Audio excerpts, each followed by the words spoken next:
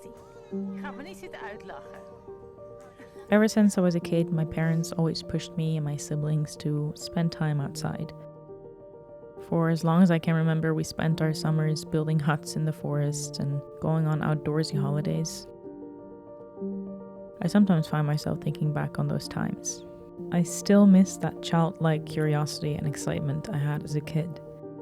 How I could spend hours outdoors with no distraction. Because nowadays, distraction takes the shape of a mobile phone, calling our name, one social media notification at a time. Nowadays, we take this distraction with us everywhere we go. And while social media allowed us to be more connected to each other than ever before, it also caused us to be more disconnected to nature than ever before. There's this invisible barrier that we have put between ourselves and nature, as if we are two different things, when in reality, we're the same thing, and it's where we come from.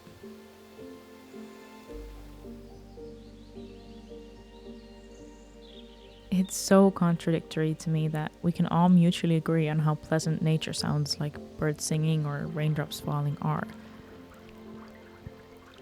Yet we get frustrated when the birds wake us up too early in the morning, or it rains when we're outside. But all the while we'll still look them up online, where hundreds of millions of people will come together to listen to those exact sounds. We crave them, but don't appreciate them in their natural form. It's only really been in the last few years that I've started to appreciate the outdoors more. This is crazy! But too often I find myself still being distracted when I'm in nature. Until I came across something called forest bathing, which ultimately is a fancy name for a really simple act, to reconnect to nature. To be unapologetically present and allow for that childlike curiosity. The rules are quite simple, really. You go outside, you leave your electronics at home, and you try to be as present as you can be, using all of your senses to do so. That's really all there is to it. The rest is up to you. How often you do it, how long, when, where. You can walk, you can sit, you can lay. And it's so silly that such a simple act can make such a big difference. Because while walking has always been a part of my mental well-being, I was so surprised at the little things that I noticed. Whether it was the scents and how they differed, the sounds,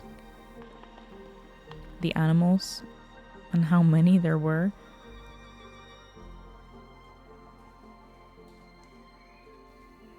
Or even whole trails that I had never realized crossed my usual walking roads. There's these cliffs right by where I live that look out over the water. I've always wanted to go there because I felt like the view would be just amazing. I never knew how to get there. And as I'm walking, I discover this path that I have never seen before in the 2 years that I've lived here. The path was on a route that I've ran so many times before, I've walked so many times before, but I've just never noticed it. Which is so concerning because I've probably just not noticed it because I've been on my phone or listening to music or so deep in my thoughts that I don't even pay attention to my surroundings. It made me wonder how much we unknowingly miss in our everyday lives. Forest bathing was more than just the activity itself, but rather a great reminder to be more present in my everyday life. But it also reminded me how sad it was that I had to do that I had to take 30 minutes out of my day to go for a walk and force myself to be present.